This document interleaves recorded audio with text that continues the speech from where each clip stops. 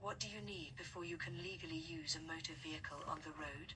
An appropriate driving license, breakdown cover, proof of your identity, a vehicle handbook.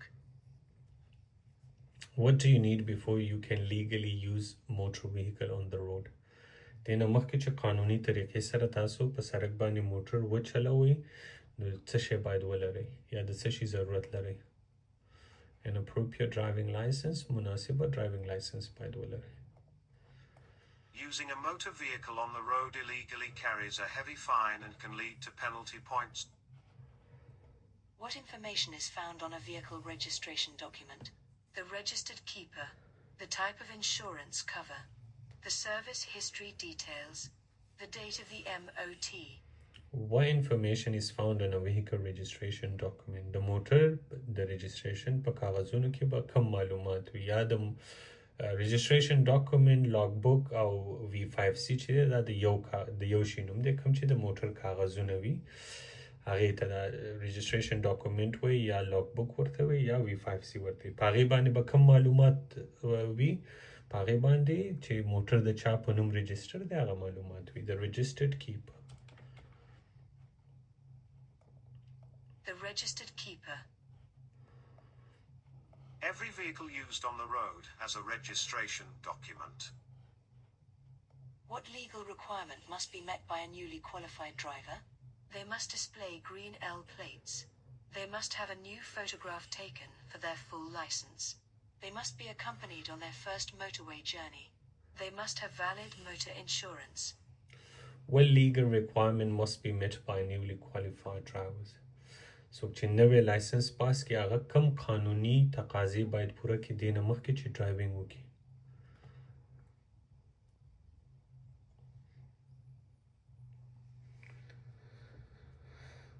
So what legal requirement must be met by a newly qualified driver? They must have valid motor insurance.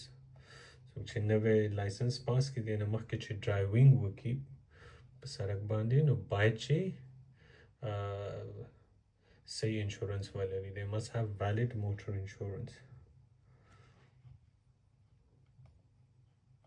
It's your responsibility to make sure you're properly Who's legally responsible for ensuring that a vehicle registration certificate, V5C, is updated?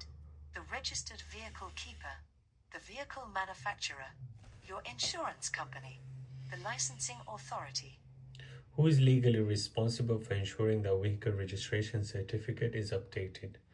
ګوره ما تاسو ته مخکې ویلي وو چې د موټر د کاغذونو د یا د اسنادو ذمهواري چې ده دا په د چا په نوم چې موټر رجسټرډ وي د هغې ذمهواري ده صحیح ده نو سوال دا دی who is legally responsible for ensuring that vehicle registration certificate V5C is updated دا د چا ذمهواري ده چې د موټر دا کوم ډاکومنټ چې دی دا باید تجلیل وي یا د اپډیټډ تجلیل یا د وخت مطابق وي نو دا ذمهواري د چا ده دا ذمهواري ده د چا په نوم چې موټر رجسټر وي د هغه ذمهواري ده the registered vehicle keeper. The registered vehicle. It's your legal responsibility to keep the details on your vehicle registration certificate, V5C, up to date. You should tell the licensing authority about any changes. When should you update your vehicle registration certificate? When you pass your driving test. When you move house. When your vehicle needs an MOT. When you have a collision. When should you update your vehicle registration certificate? کله باید تاسو د موټر لاګبوک چې دی یا vehicle registration document چې دی کله باید تجلیل کوي یا د وخت مطابق کوي ګوره دا به په درې صورتو کې کوي کوم چې کور موټر او یا صحت هغه څنګه لکه vehicle house and health نو هغه څنګه دی چې کله تاسو when you move your house کله چې کور چینجوئ یا ډرس چینجوئ اله کله چې موټر هم چینجوئ خلی خرڅوئ اله او یا چې کله ستاسو صحت ستاسو په ډرایوینګ باندې اثر انداز کیږي نو په هغه صورت کې په دې درې واړو صورتونو کې باید تاسو ډي ویل اے خبر کړئ او یا د موټر لاګ بک چې دی د ویهیکل رجسټریشن ډاکومنټ چې دی دا تجلیل کړئ یا د وخت مطابق یې کړئ.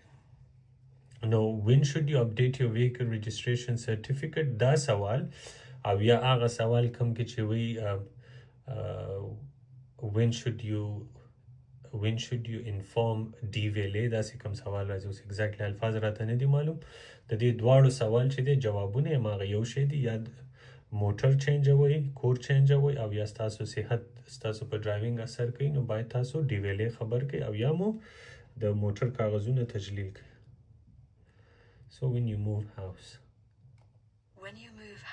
پوه شئ په دغه باندې موټر کور او په صحت د درې شیانو باره کې پوه شئ په دې درې واړو کې چې مسله راشي نو باید تاسو DVLA ته خبر ورکړئ او یا مو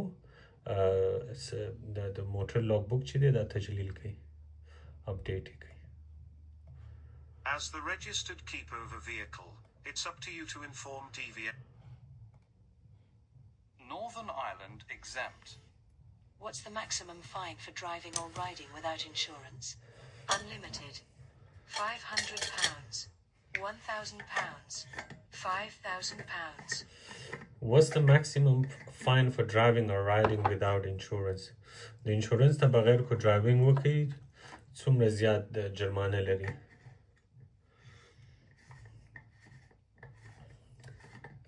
unlimited لامحدود ځکه لامحدود چې کله تاسو په انشورنس موټر چلوي یوازې دا نه ده چې تاسو به د پیسو فاین درکړي هغې سره دغه هم وي پینلټي پوینټس هم وي د دې د وجې دوی ته لامحدوده وي unlimited.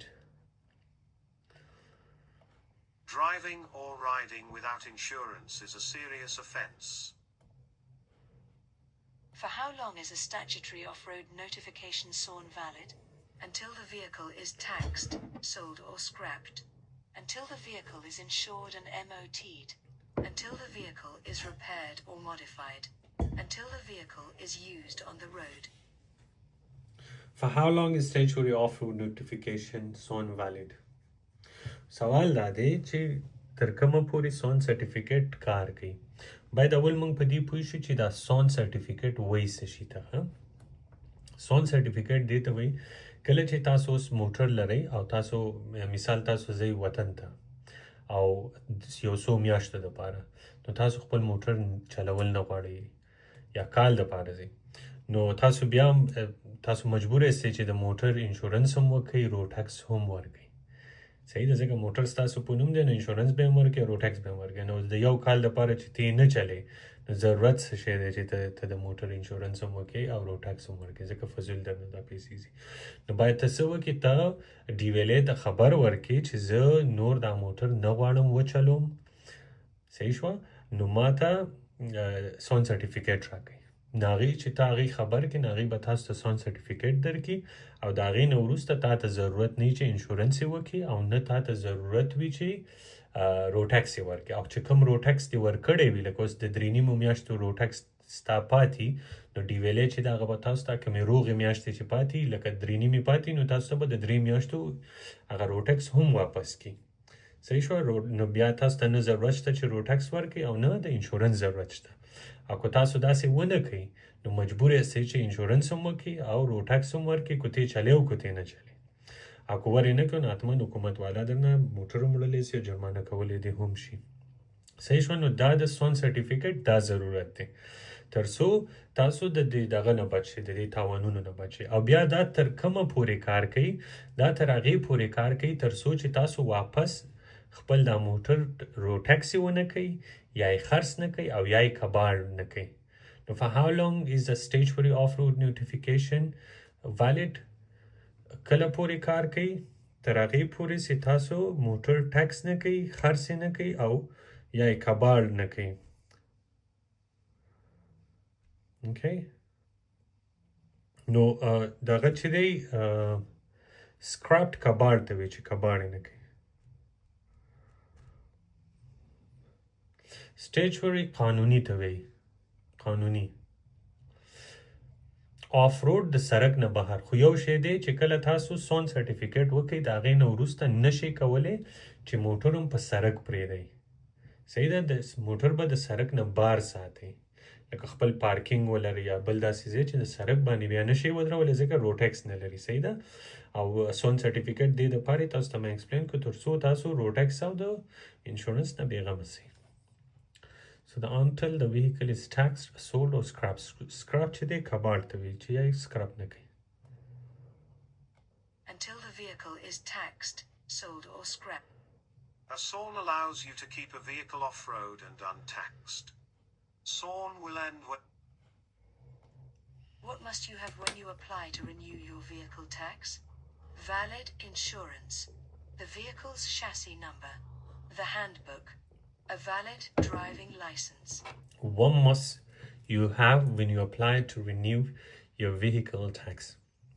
څه شی باید ولرئ د دې نه مخکې چې تاسو د موټر روډ ټیکس وکړئ ګوره د دې زه تاسو ته یو تصویر ښیم د هغې نه یو سکرین شاټ والی ځکه ډېر سوالونه چې دي د دې باره کې راځي او هماغه یو شی چې زده کړئ نو بیا به تاسو ته اسانه وي اول چې کله موږ د موټر کاغذونه چې کوم دغه چې دي اول اموټي ضروري ده بیا دوباره د اموټي نه وروسته موږ انشورنس کوو انشورنس ضروري دی او بیا دریم چې دی روډ ټیکس ضروري دی نو اموټي انشورنس روډ ټیکس MIR اموټي څه شي ته وایي چې موږ خپل موټر چک کوو چې آیا دا د سرک د چلولو لایق دی او که نه دی روغ او جوړ دی او که نه دی هغې ته اموټي ټیسټ وایي صحیح ده هغې نه وروسته موږ انشورنس کوو تر څو که موږ اکسیډنټ وکړو یا بل شی وکړو نو د انشورنس کمپنۍ د هغې ذمهواري په سر ولري او آخر کې موږ روډ ټیکس ورکوو تر څو د موږ ته اجازه چې دا سرک استعمال کړو نه یې ته روډ ټیکس وایي صحیح ده اول اموټي ده بیا انشورنس دی بیا روډ ټیکس دی چې اموټي ونه لري انشورنس دې بې ځایه کېږي او چې انشورنس ونه لري روډ ټیکس نشي کولی نو دغه یو بل پسې دي صحیح ده نو د دې نه مخکې چې روډ ټیکس وکړي باید انشورنس ولري دې نه مخکې چې انشورنس وکړي باید اموټي ولري نو دغه ترتیب دی اموټي انشورنس روډ ټیکس MIR یو عکس یې والی ځان سره دغه کوي چې په ذهن کې مو یاد وي ځکه داسې ډېر سوالونه راځي د دې باره کې نو what must you have when you apply to renew your vehicle tax دې نه مخکې چې تاسو د موټر ټیکس وکړئ باید څه شی ولرئ valid insurance او د انشورنس نه مخکې باید موږ څه شی ولرو اموټي ولرو You can renew your vehicle tax online at post offices and When must you contact the driver and vehicle licensing agency, DVLA? When you get a parking ticket, when you change your vehicle, when you use your vehicle for work, when your vehicle's insurance is due. When must you contact the driver and vehicle licensing agency? کله باید موږ DVLA سره کانټیکټ وکړو ګوره مخکې تاسو ته ما ایکسپلین کړي چې کله باید تاسو DVLA سره کانټیکټ وکړئ او یا کله تاسو خپل لاګ بک یا ویهیکل رجسټریشن ډاکومنټ تجلیل کوي اپډیټ کوي دا دواړه یو سوال دی او جواب یې څه شی موټر کور او صحت ویهیکل هاوس اینډ health okay نو دې کې پوهیږئ چې شی راغلی دی ویهیکل when you use your vehicle for work دا خو ضروري نه ده چې د کار دپاره موټر استعمالي هغې ضروري نه ده چې کله تاسو موټر بدلوئ او یا یې اخلئ په هغسې صورت کې باید تاسو DVLA خبر کړئ نو when you change your vehicle تاسو چې کله خپل موټر بدل When کړئ you change your vehicle, یا ادرس بدلوئ او یا ستاسو صحت ستاسو په ډرایوینګ اثر انداز کېږي نو باید په هغه صورت کې DVLA needs to keep its records up to date. It's said your car requires an MOT certificate. When is it legal to drive it without an MOT certificate? Up to 7 days after the old certificate has run out. When driving to an MOT center to arrange an appointment. When driving the car with the owner's permission. When driving to an appointment at an MOT center.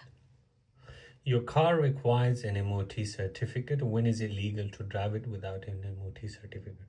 ستاسو د موټر دپاره د MOT ضرورت وي MOT داسې وي چې کله موږ نوی موټر والو د اولنۍ 3 کالو دپاره د MOT ضرورت نه صحیح ده ضرورت نه چې ته دا کنفرم کړې چې آیا ستاسو دا موټر د سرک چلولو لایق دی او کنه دی ځکه نوی وي د 3 کالو نه وروسته باید تاسو همیشه هر یو کال د موټر ایموټي وکړئ او کوی نه کې اجازه تاسو ته نشته چې موټر وچلوئ ځکه چې دا یقیني نه وي چې آیا ستاسو دا موټر د سړک د چلولو لایق دی او کنه دی هغه به موږ ته څنګه پته لګیږي باید موږ د موټر ایموټي وکړو ایموټي داسې لکه د انسان چې ټول چیک اپ وکړي نو دغسې د ایموټي چیک اپ کیږي دا مصري ټول چیک کوي هر ځای هره پرزه چیک کوي چې آیا دا صحیح دی او کنه دی هغه چې کله موږ پاس کو نو بیا موږ ته اجازه وي چې موږ موټر وچلو نو سوال دا دی چې کله موږ کولی شو د ایموټي نه بغیر خپل موټر چلولی سو یوازې په هغه صورت کې کولی شو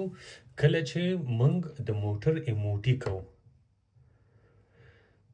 صحیح شو یوازې په هغه صورت کې کله چې موږ د موټر ایموټي کوو په هغه ټیم لکه اوس ته ایموټي سنټر ته د موټر بوزي تر څو ایموټي وکړي په هغه یو صورت کې ته کولی شي ډرایوینګ وکړي بغیر د ایموټي د دې نه بغیر بالکل چانس نشته چې ته ډرایوینګ وکړي ګوره دا څلورم نمبر چې دی when driving to an appointment in an ایموټي سنټر کله چې تا په ایموټي سنټر کې اپوینټمنټ وي او تال ته ورځي مطلب دا چې تا اپوینټمنټ دی بوک کړی دی او ته ورځي چې ایموټي دی وکړي نو دغه صحیح ده اکثر خلک دې کې غلطیږي دی وایي چې when driving to an ایموټي سنټر to arrange an appointment چې اپوینټمنټ ارینج کړي چې اپوینټمنټ ورسره والي نو د اپوینټمنټ اخستو دپاره تا ته ضرورت نشته دی چې ته ډرایوینګ وکړي د اپوینټمنټ جوړولو دپاره تا ته ضرورت ته کولی شي په کال باندې وکړي یا همداسې لاړ شي یا د بل چا موټر کې لاړ شي خپل موټر د بغیر د ایموټي ته نشي کولی چې هلته وړو ته ورسره د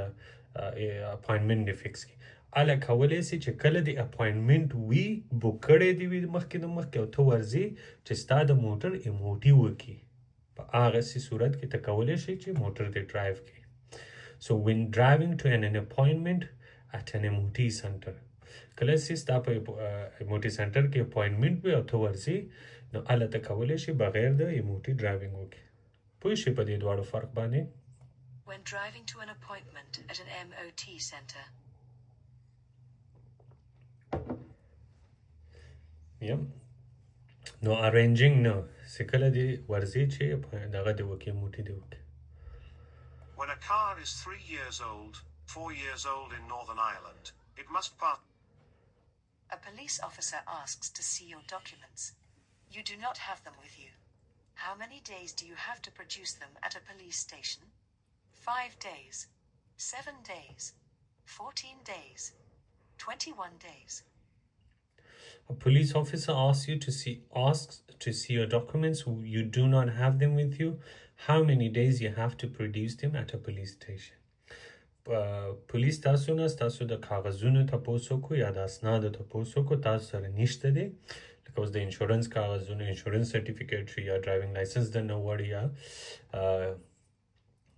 د ایموټي سرټیفیکیټ درنه غواړي یا بل اسناد او تاسو سره نه وي نو څومره ورځو کې تاسو کولی شئ چې دا پولیس سټیشن ته وروړئ په 2 ورځو کې 7 days 7 days. او بل دا په یاد ولرئ چې د قانوني لحاظ نه دا ضروري نه ده چې تاسو سره د موټر کاغذونه یا ډرایوینګ لایسنس یا داسې هیڅ شی وي ضروري نه ده لکه تاسو کولی شئ بغیر د هغې ډرایو وکړئ ضروري نه ده چې تاسو سره په موټر کې وي 7 days.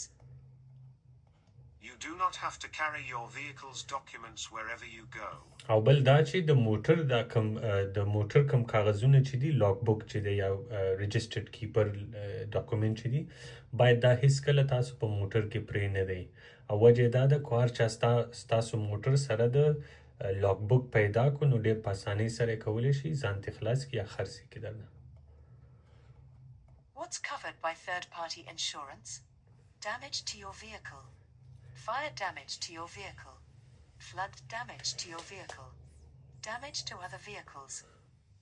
third party insurance څه شی کور کوي third party insurance څه شی کور کوي third party insurance چې دی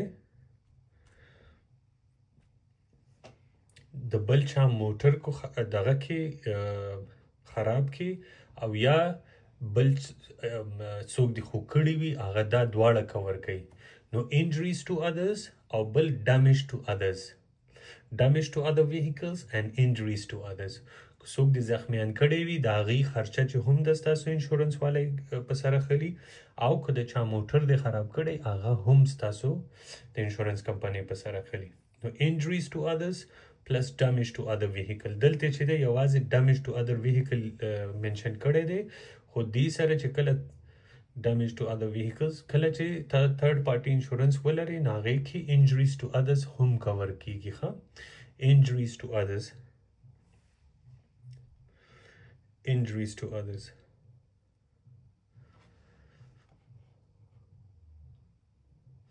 damage to other vehicles plus injuries to others as well دواړه کور کوي ښه دا ذهن کې یاد ولرئ ځکه دلته منشن کړي نه دي. Third-party insurance does not cover damage to your own vehicle or injury to Northern Ireland exempt. When could the cost of your insurance be reduced? When you're under 25 years old. When you do not wear glasses. When you pass the driving test first time. When you complete the Pass Plus scheme. When could the cost of your insurance be reduced? کله ستاسو د انشورنس خرچه کمیدلی شي یا کله ستاسو انشورنس ارزانیدلی شي. When you complete the Pass Plus scheme. Pass Plus scheme چې دی دا ډرایوینګ لیسنې دي physical driving training دی نو دا چې کله تاسو وکئ practical driving training دی دا چې تاسو کله وکئ نو هغې سره چې کیږي تاسو ته نورم ډرایوینګ ښه کیږي سکیم پروګرام ته وایي نو تاسو چې دی چې هغه پروګرام کې شامله سي هغې سره چې کیږي ستاسو ډرایوینګ ښه کیږي او نو چې ستاسو څومره ډرایوینګ ښه وي هغومره ستاسو انشورنس ارزانیږي نو چې کله تاسو دا پاس پلس سکیم مکمل کړئ دا چې دی ډرایوینګ تاسو ته ښیي صحیح ده تاسو ځئ خپله ډرایوینګ کوئ زما په خیال څو ګنټې دی 6 ګنټې دی که څومره دی او په دې کې تاسو ته ښیي چې په مختلفو سرکونو باندې او په مختلفو موقعو کې باران کې څنګه ډرایوینګ وکړئ په موټروی کې څنګه ډرایوینګ وکړئ په نرو سرکونو کې څنګه ډرایوینګ وکړئ د ښار نه لرې علاقې چې دی هلته څنګه ډرایوینګ وکړئ په ښار کې څنګه ډرایوینګ وکړئ دا ټول تاسو ته ښیي او چې کله تاسو هغه مکمل کړئ هغې سره چې کېږي ستاسو انشورنس چې دی ارزانېدلی شي No, when you complete the Pass Plus scheme. تاسو چې کله Pass Plus scheme مکمل کړئ.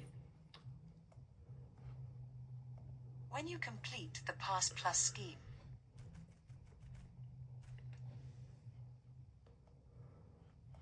The cost of insurance varies with your age and how long you've been driving. You've just passed your first practical driving test. What will you have to do if you get 6 penalty points on your license in the next 2 years? Retake only your theory test. Retake your theory and practical tests. Retake only your practical test. Reapply for your full license immediately. You have just passed your first practical driving test. What will you have to do if you get 6 penalty points on your license in the next 2 years? تاسو چې لایسنس پاس کړئ او د هغې نه وروسته په اولني 2 کلونو کې 6 پوینټونه والی نو د هغې نه وروسته باید تاسو څه شی وکړئ آیا یوازې باید تاسو تیوري پاس کړئ یا یوازې پریکټیکل پاس کړئ یا دواړه پاس کړئ باید څه شی وکړئ د هغې نه وروسته ګوره ښه چې کله هم تاسو لایسنس پاس کړئ او د هغې نه په اولني 2 کلونو کې دننه تاسو 6 پوینټونه والی نو تاسو به واپس د 0 نه شروع کوئ واپس به د 0 نه شروع کوئ صحیح شوه نو چې کله هم ډرایوینګ لایسنس پاس کړئ نو ډیر باید خیال وساتئ ځکه کو د اولنۍ 2 کلونو کې تاسو 6 پوینټه واغستل واپس به هر شی د سر نه شروع کوئ تیوري به هم کوئ او پریکټیکل به هم کوئ نو retake your theory and practical test Retake your theory and practical tests. If you accumulate 6 or more penalty points within What does third-party insurance cover? Damage to your vehicle. Damage to other vehicles. Injury to yourself. All damage and injury.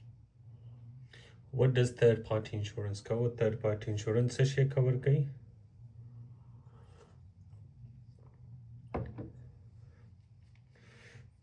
damage to other vehicles.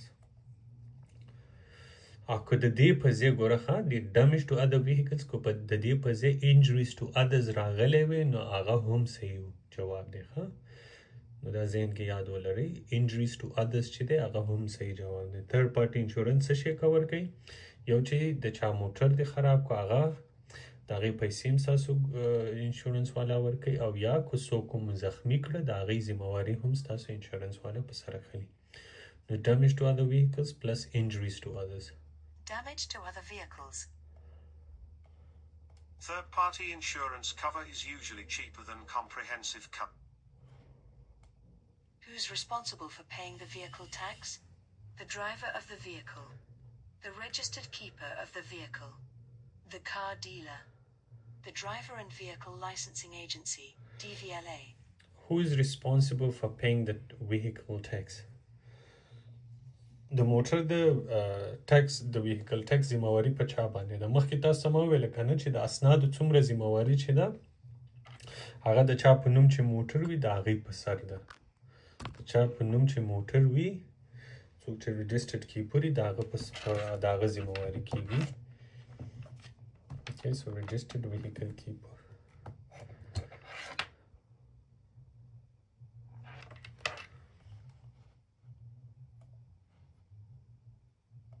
The registered keeper of the vehicle.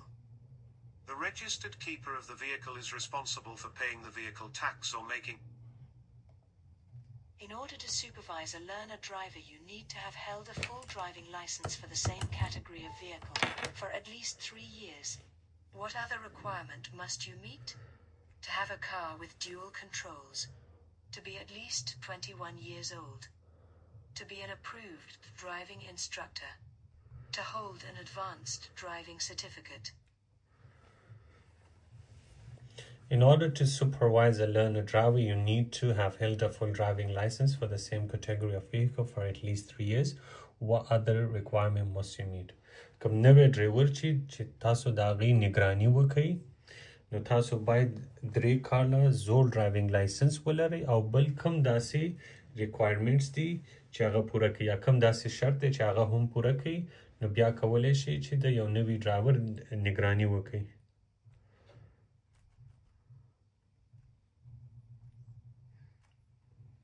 نگراني یا نظارت وکړي نو باید چې عمر یې د 21 کال to be at least 21 years old چې عمر یې د 21 کالو نه کم نه اوس لکه اوس تاسو چې د پروویژنل ډرایوینګ لایسنس لرئ صحیح ده نو تاسو کولی شئ چې موټر وچلوئ خو تاسو سره باید داسې یو کس ناست وي د چا چې 3 کالو نه زوړ ډرایوینګ لایسنس ولري 3 کالو نه زوړ ډرایوینګ لایسنس ولري او بل دا دلته ګوره خیال هم کړی دلته وي سیم کټګوري مطلب چې یو کټګوري لایسنس وي لکه اوس داسې نه چې د موټر سایکل لایسنس ولري نو باید د موټر د کار لایسنس ولري نو باید چې د سیم کټګوري 3 کاله زوړ لایسنس ولري او بل دا چې عمر یې د 21 کالو نه کم نه وي نو که تاسو سره داسې څوک ناست وي تاسو کولی شئ چې ډرایو وکړئ to be at least 21 years old. To be at least 21 years old. Learner drivers benefit by combining professional drive. Your insurer will issue you with an insurance certificate. When must you produce this document for inspection? When making a SORN. When buying or selling a vehicle. When a police officer asks you for it. When your vehicle is having an MOT test. Your insurer will issue you with insurance certificate. When must you produce this document for inspection? ستاسو د انشورنس کمپنۍ چې چا سره د انشورنس کړی هغې به تاسو ته د انشورنس سرټیفیکیټ درکړي کله باید دا د انشورنس سرټیفیکیټ چاته د تفتیش دپاره ورمخکې کوي څوک چې درنه تپوس وکړي باید دا ورته ښکاره کوي تفتیش دپاره when making a SON, when buying or selling vehicle, when the police officer asks you for it, when your vehicle is having an MOT test. نو کله باید تاسو تفتیش دپاره مخکې کوي کله چې پولیس افیسر یې درنه وغواړي when a police officer asks you for it کله چې پولیس افیسر یې درنه وغواړي When a police officer asks you for it. You must produce a valid insurance certificate. What's the legal minimum insurance cover you must have to drive on public roads? Third party, fire and theft. Comprehensive. Third party only. Personal injury cover. What's the legal minimum insurance cover you must have to drive on public roads? په انګلند کې کم از کم په UK کې کم از کم انشورنس باید ولري ترڅو په سړک باندې ډرایو وکولی شي. کم از کم باید کم یو انشورنس باید موږ ولرو.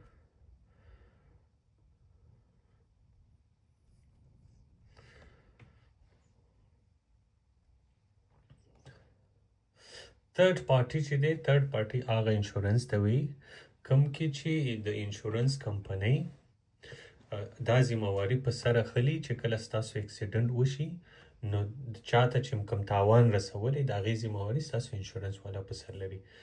Damage to other vehicles or plus injuries to other vehicle injuries to others and damage to other vehicle. چا موټران دې خراب کړي د هغې ذمہواري ستاسو انشورنس والا په سر اخلي او که څوک دې زخمیان کړي وي د هغې ذمہواري هم ستاسو انشورنس والا په سر اخلي. نو کم از کم انشورنس باید موږ ولرو third party only.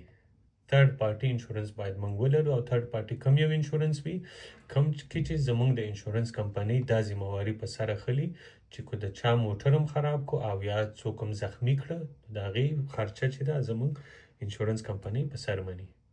The third party only. Third party only. The minimum insurance required by law is third. When must your vehicle have valid insurance cover? Before you can make a sawn. Before you can sell the vehicle. Before you can scrap the vehicle. Before you can tax the vehicle. When must your vehicle have valid insurance cover? کله باید ستاسو موټر انشورنس ولري. کله باید ستاسو موټر انشورنس ولري. ګوره مخکې تاسو ته ما یو تصویر ښودلی و چې MOT اول MOT وي بیا انشورنس دی بیا دریم روډ ټکس دی. نو سوال دا دی چې کله باید ستاسو موټر انشورنس ولري. کله باید ستاسو موټر انشورنس ولري. ګوره تاسو ته زه به هغه عکس دوباره وښیم دی نه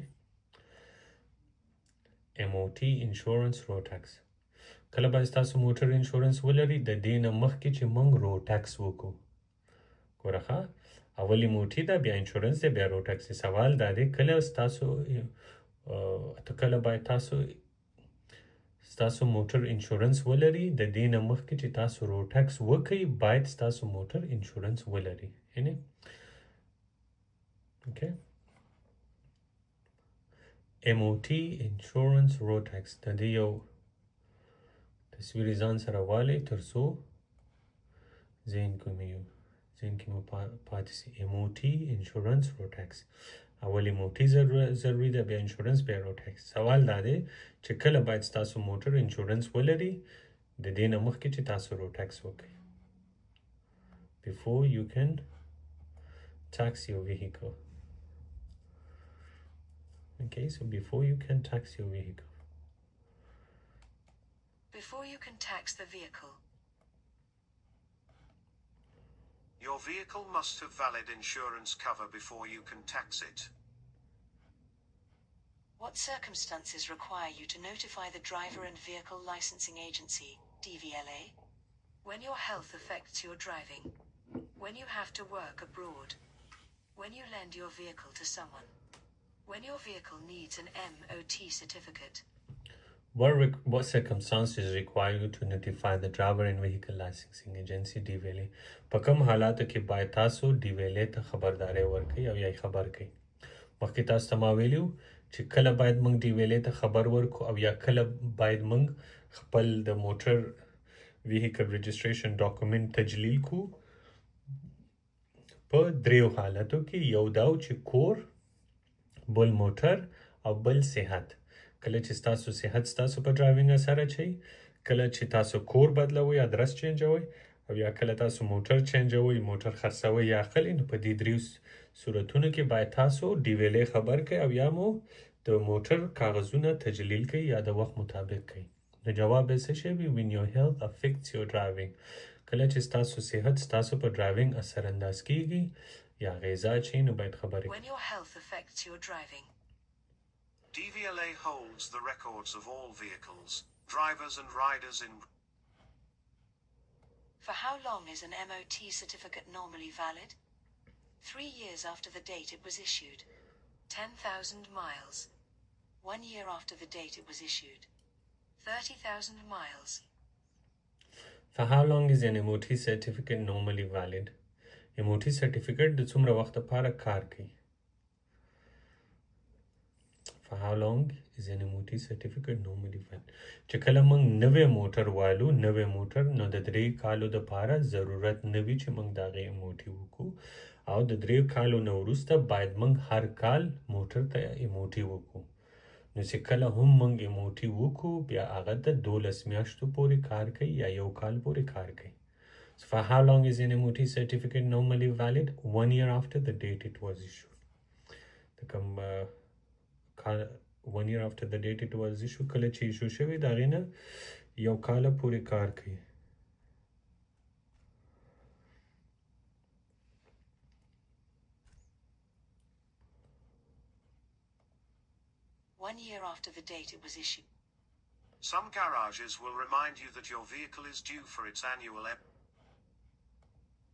What must you check before you drive someone else's vehicle? That the vehicle owner has third-party insurance cover. That your own vehicle has insurance cover.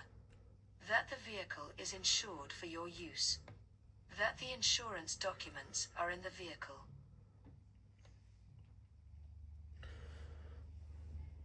What must you check before you drive someone else's vehicle? د نه مخکې چې تاسو د بل چا موټر وچلوئ نو باید څه شی وګورئ What must you check before you drive someone else's vehicle? د نه مخکې چې د چا موټر وچلوئ نو باید څه شی وګورئ د نه مخکې چې د چا موټر وچلوئ باید دا تاسو وګورئ چې آیا د هغې موټر ستاسو دپاره انشور دی او که نه دی باید تاسو وګورئ چې آیا دا که موټر چې تاسو چلوئ آیا دا ستاسو دپاره انشور دی او که نه دی So what must you check before you drive someone else's vehicle? د نه مخکې چې تاسو د چا موټر وچلوئ نو باید څه شی چک کړئ that the vehicle is insured for your use تاسو وګورئ چې آیا That the vehicle is insured for your use. دا موټر ستاسو د استعمال دپاره انشور دی او که نه دی بیمه دی او که نه دی Driving a vehicle without insurance cover is illegal, so be. What does it mean if your insurance policy has an excess of £500? The insurance company will pay the first £500 of any claim. You'll be paid £500 if you do not claim within 1 year. Your vehicle is insured for a value of £500 if it's stolen. You will have to pay the first £500 of the cost of any claim. What does it mean if your insurance policy has an excess of £500? د دې څه معنی ده چې ستاسو د انشورنس پالیسي 500 اکسس پیسې تاسو ورسره منلي ګوره د اکسس منی دا مطلب دی یا اپ فرنٹ منی دی کله چې تاسو خپل انشورنس کمپنۍ سره 500 اکسس پاوند ومنئ د دې دا معنی ده چې کله اکسیډنټ وشي نو د په هغسې صورت کې به دغه پیسې اول تاسو ورکوئ لکه اوس که تاسو خپل انشورنس کمپنۍ سره اکسس منی 500 منلي وي نو د دې دا معنی ده اوس که تاسو اکسیډنټ وکړو او ستاسو په اکسیډنټ باندې 2000 پاونډه خرچه راغلي نو اولنی 500 پاونډه چې دی دا به تاسو د خپل جیب نه ورکوئ او د هغې نه وروسته چې هغه 1.5 زر دی دا به ستاسو کمپنۍ والا درکوي اوس که تاسو 1000 پاونډه اکسس منی منلي وي نو د دې دا مطلب دی چې تاسو هغه اولنی تاوان په خپل ځان منئ او چې څومره تاوان تاسو په خپل ځان منئ هغومره ستاسو انشورنس ارزانیږي ځکه ته وایې چې که ما نه اکسیډنټ وشو دا پیسې زه خپله ورکوم نو که 100 دې منلي نو 100 به بیا اول ته ورکړې که 1000 دې منلي که اکسیډنټ وشي 1000 به بیا ته ورکړې که 2000 منلي چې هر څومره تا اول پیسې په سر منلي وي هغومره ستا انشورنس ارزانیږي ځکه ته یې منې ورسره کو داسې کار وشي نو زه دغه اولنۍ روپۍ زه ورکوم، ستا انشورنس والا یې نه ورکوي. نو اوس کو تا 1500 منلي او په خرچه دې اکسیډنټ دې وشو، ستا په موټر 4.5 خرچه راله، نو ته به 1500 به اولنۍ ته ورکې او ستاسو د انشورنس کمپنۍ چې ده هغه به باقي 4000 چې دي هغه به هغه ورکوي.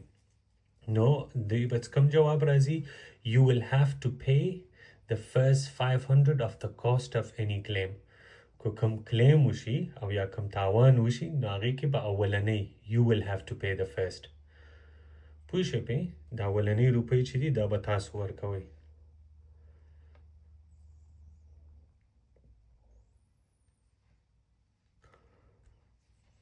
Yeah.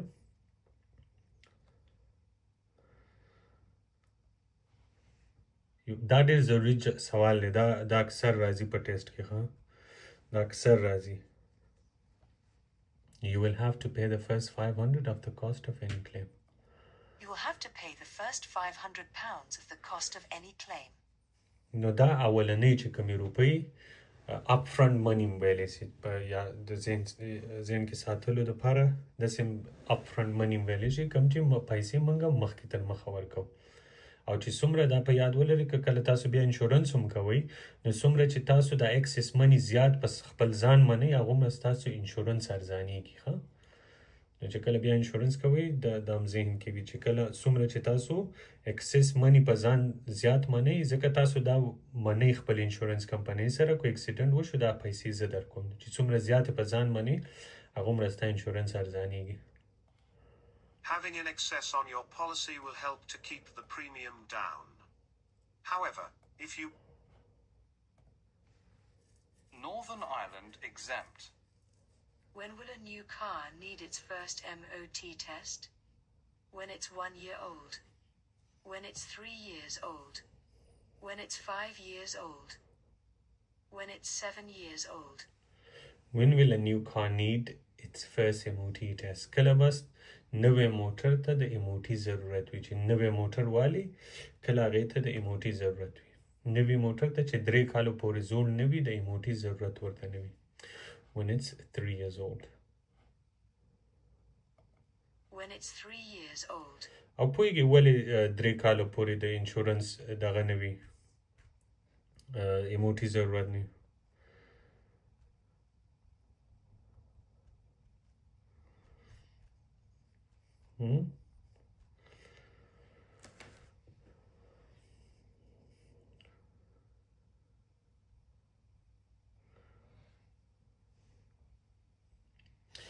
3 years ګوره ځکه چې نوې موټر چې که نه نو دومره زر خرابېږي نه. صحیح ده. نو د دې د وجې هغه داسې کنسیډر کېږي چې دا د سړک د چلولو لایق وي. او بله وجه دا ده چې څومره هم دا د موټرې کوم کمپنیانې جوړوي اکثریت چې دي اکثریت څه زما په خیال ټول کوم څومره چې انشورنس د موټر جوړولو کمپنیانې دي هغوی 3 کاله وارنټي ورکوي. د 3 کاله وارنټي په 3 کالو کې چې هر ځای د موټر خراب شي هغوی درته فری جوړوي. نو چې کله موټر فری جوړوي نو هر سړی کوي چې موټر پرې جوړ کړي که نه. او بل دی چې نه وي او 3 کاله وروسته نه ځکه نه وارنټي هم ختمیږي او بل دا ده چې موټر هم زوړ شوی نو باید چې چیکاپ یې وکړي تر څو دا وګوري چې آیا د سړک د چلولو لایق دی او که نه دی. نو د دې د وجې 3 کاله دي. The vehicle you drive must be roadworthy and in good condition. Your car needs to pass an MOT test. What may be invalidated if you drive the car without a current MOT certificate? The vehicle service record. The vehicle insurance. The vehicle tax. The vehicle registration document. Your car needs to pass an MOT test. ستاسو موټر ته د MOT ضرورت دی چې MOT پاس کوي پی. What may be invalidated if you drive the car without current MOT certificate. کو تاسو د MOT نه بغیر خپل موټر وچلئ څه شی ناکاره کیږي. تاسو د MOT نه بغیر موټر وچلوئ څه شی خرابیږي یا څه شی ناکاره کیږي. The vehicle service record, the vehicle insurance, the vehicle tax, the vehicle registration document. ګوره تاسو ته ما هغه تصویر ښودلی و چې څه شو دی نه دغه یو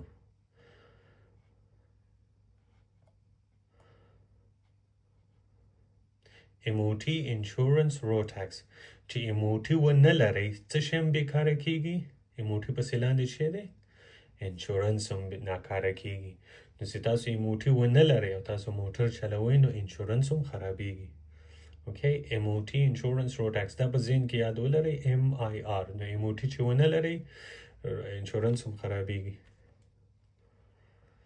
یا ناکاره کیږي Okay, so your car needs to pass an MOT test. One may be invalidated if you drive the car without current MOT certificate, the vehicle insurance.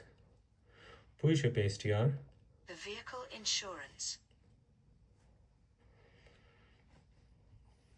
Yeah, so the vehicle insurance هماغه MIR MOT insurance road tax یو ځل چې هغه په ذهن کې یو څو کرته دغه کوي ځان سره وایي نو بیا درنه نه هېرېږي ځکه هغه چې میاد شي د ډېرو سوالونو هغه جواب دی هغه MIR. Okay. If your vehicle requires an MOT certificate, it's illegal to drive it without one and you're insured. What's a statutory off-road notification, Sawn? A notification to tell DVSA that a vehicle does not have a current MOT. Information kept by the police about the owner of a vehicle. A notification to tell DVLA that a vehicle is not being used on the road. Information held by insurance companies to check a vehicle is insured. What's the statutory off-road notification? ما تاسو ته ویلي د سون سرټیفیکیټ موږ څه دپاره کوو کله چې موږ نه غواړو چې خپل موټر په سړک وچلو نو باید موږ ډیویلې ته خبر ورکړو هغې ته تر څو موږ ته سون سرټیفیکیټ راکړي او وجه یې دا ده تر څو موږ د روډ ټکس پیسې هم ورنه کړو او د انشورنس هم ونه کړو بغیر د روډ ټکس او انشورنس وکولی شو خپل موټر وساتو نو جواب به یې وي A notification to tell DVLA that a vehicle is not being used on the road. کله چې موږ DVLA ته دا خبرداری ورکوو چې موږ نور نه غواړو خپل موټر په سړک وچلو نو دا دی او بل دا دی چې تر کومه پورې بیا سون سرټیفیکیټ کار کوي تر هغې تر څو چې موږ دا موټر ټیکس نه کړو خرڅ یې نه کړو او یا یې کباړ نه کړو So it's valid until you tax your vehicle, sell your vehicle or scrap your vehicle. A notification to tell DVLA that a vehicle is not being used on the road. If you want to keep a vehicle untaxed and off the public road,